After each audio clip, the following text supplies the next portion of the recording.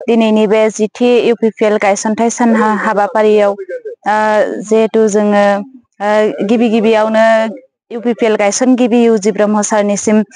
साबायखर बावो आरो बेजों लोगोसे जों जे बिटिआरआव हाबसननानै दिनैनि सानखौ जे जों दिनैनि बे हाबाफारिखौ जों दिनै मावफुंनो मोनबाय बेनि सायाव जों खोब गोजोननाय मोनदों। दिनै जे इउजि ब्रह्म बिथांनि गायसननायनि बेलायावनो जों दिनै बेवहाय बिश्वनाथ जिल्लानि जानानै जोङो बड'लेण्ड सेन्टाराव दिनै इउपिपिएलनि जिथि सान हाबाफारिखौ जों मावफुंनो मोनबाय बेनि थाखाय खोब गोजोननाय मोनदों। राजाखौ मा खावलायहरगोन? दिनैनि समाव जोङो रायजो राजाखौ बेखौनो खावलायनो सानो जे जों बिश्वनाथ आरो सनितपुरा जिहेतु बिटिआरआव हाबसनबाय बै हाबसननायनि गुदि जिहेतु थांखि बेखौ जोंखौ साननानै नायनाया जाहैबाय प्रमद बर' बिथां सार चिफ जोंनि बिटिआरनि चिफ बिथाङानो जोंखौ सोसननायनि सिन्था धारनाखौ खालामदों जेला जोङो दिनैनि दिनाव जोङो इउपिपिएलनि सोमोन्दैनो सानगोन आरो रायजो राजाखौबो आं आंनि गोसो गोरबोनिफ्राय खावलायनो नाजागोन जे इउपिपिएल सरखारखौनो जों गासैबो मदद होनानै बा सापर्ट होनानै जिहेतु फैबाय थानाय सेप्तेम्बर दाननि इलेक्सनाव जों खौसेयैनो बयबो ट्रेक्टरनि सबियावनो भट होयो बेखौ आं रायजो राजानिसिम बयनिसिमबो खावलायनाय थाहरबाय। दिनैनि समाव प्रमद बर'निफ्राय जों गोबां आसनि आइजोफोरनि सायाव होनाय नुनो मोनदों दा इयाव बिश्वनाथ हिसाबै मोनदों मोनाखै जानांगौ बेयावहाय मा खावलायहरगोन दिनैनि दिनाव? दिनैनि दिनाव आसनि हिसाबै बिथांखि हिसाबै प्रमद बर' सारनि दैदेननायाव गोबां आसनि दं होननानै जोङो दिनै मिथिनो मोनदों आरो सारा फोरमायहरदों जोंनि सिगाङावबो जे आसनिखौ जों दिनै मावनोसो थांगासिनो दङ आरो मोनगोन मोना बेखौ जोङो दिनै बुंनो हाया खिन्थु जाबायदि प्रमद बर' सारनि दैदेननायजों जिहेतु दावगालांगासिनो दङ निसय जों मोनगोन होननानै जों आसा खालामदों आरो बिश्वनाथनि रायजो राजाफोरखौबो जोङो बे मोनगोन होननानैनो जों बयखौबो माने गुरै खावलायदों गुटनि थ्रुयै जेरै सेल्फ हेल्प ग्रुपनि थाखाय अनसाय बिथांखि आसनि बैफोरनि थाखाय जोङो गामि गामि थांनानै जों बुंहैदों बा बिथांमोननो जों फोरमायहैदों जे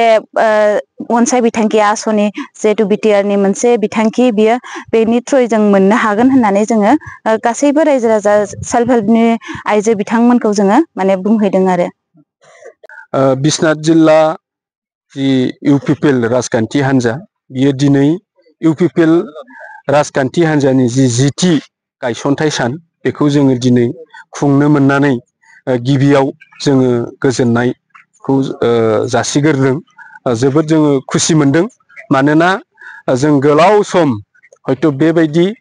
जि बिटिआरनि जि आनसलिक दल जि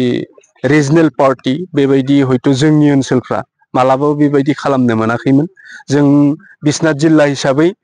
बारा गोबाव दाजानायाबो जायाखै अब्लाबो जोङो दिनै खाफाल गोनां बिनि थाखाय आङो गिबियाव साबायखर होनांगोन बिटिआरनि सिएम मानगोनां प्रमद बर' सार बिथांखौ जिहेतु इउपिपिएल राजखान्थि हान्जानि आफादगिरि आरो आगुनि जि फाउन्डार आफादगिरि इउजि ब्रह्म सार बिथांखौबो आङो रोजा रोजा साबायखर जासिदों। दिनै जोंनि बे दुखुथिया जि ओनसोल बिश्वनाथ हालामनि बर' रायजो राजाखौबो जे एबार नैबे जायगायाव जिहेथु बिटिआरनि एकर्ड बायदि जिहेतु 27 जानुवारियाव जि जानाय जि सनितपुर आरो बिश्वनाथखौ 60टा गामि जि बिटिआर ओनसोलाव सोनानै लाबाय आरो बिनि उनाव जे नैबे बिश्वनाथ हालामाव इउपिपिएल राजखान्थि हान्जाखौ जिहेतु दानानै होफैबाय जिल्ला हिसाबै बिनि थाखाय आङो गिबियाव बिथां सारमोनखौ रोजा रोजा साबायखर जासिगोरो मानोना नैबे जोंनि इउपिपिएल बिश्वनाथ जिल्ला इउपिपिएल राजखान्थि हान्जानि सिङाव गासै 14टा गामि जिहेतु बिटिआरआव हाबबाय दा बिनिनो गोबां रायजो राजाफ्रा दिनै खुसि आरो दिनै बिटिआर ओनसोलाव भट होनो मोनगोन आरो बिटिआरआव भट होनो मोनगोननि थाखाय दिनै नैबेयाव बयबो इउपिपिएल राजखान्थि हान्जा बिश्वनाथ जि इउपिपिएल राजखान्थि हान्जा बेयाव जोंनि आगुनि गोबां समाजारि माने खामानि मावनाय आगुनि गुबुन गुबुन दल संगठनाव खामानि मावनाय जोंनि दैदेनगिरिफ्रा दिनै नैबे बिश्वनाथ जिल्ला इउपिपिएल राजखान्थि हान्जायाव बाहागो लानानै दिनै खामानि मावगासिनो दङ आरो दिनै जोङो जे गिबि खेब नैबे जि इउपिपिएल राजखान्थि हान्जानि फाउन्डेसन बा गायसनथाइ सान 5 आगस्ट बेखौ दिनै जोङो 2025नि बेखौ जोङो दिनै नैबे बिमाजुलि बड'लेण्ड नोगोर बिश्वनाथ जिल्ला इउपिपिएल राजखान्थि हान्जानि मावख'नि जि लांगोनायाव जोङो दिनै बेखौ थेलेब लेबैबाबो जोङो फालिदों आरो बिनि गेजेरजों आं मेसेज बेखौनो होनो सानदों मानोना आङो दिनै प्रमद बर' सारा दिनै नैबे सारिता बोसोराव दिनै बिटिआर ओनसोलाव थानाय 26टा जनगोष्ठीनि थाखाय दिनै बिथाङा ओनसोलाव मोनसे सान्थि बा गोजोन मोनसे लाबोबाय आरो बे गोजोननि गेजेरजों दिनै गुबुन गुबुन माहारिखौ लानानै जि ओनसोलखौ जौगानाय बिटिआर ओनसोलखौ जौगानायनि खामानि मावबाय दङ। दिनै जोंबो बे बिथांनिनो बे ओनसोला दिनै बे बिथांनि दैदेननाय सिङाव जोङो थांगासिनो दङ। बिनिखायनो आङो दिनै बे समाव नैबे सेलेब्रेसन समावनो आङो खावलायनो सानदों आरो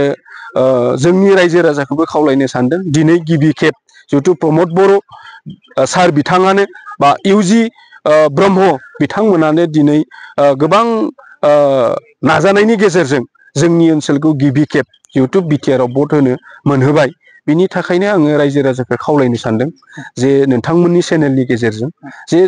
एबार खेनसेयाव जों खुनु बेबायदि गुबुन गुबुन राजखान्थिनि खालामनो सिन्था खालामाबालासिनो जोंनि नैबे ओनसोलाव थानाय सोरबाफोर जुदि गुबुन गुबुन राजखान्थि दोलोआव दङबाबो एबार खनसेनि थाखाय माखासे खामानिखौ जों आबुङै जिथु मावफुंना लानांगौनि थाखाय जोंनि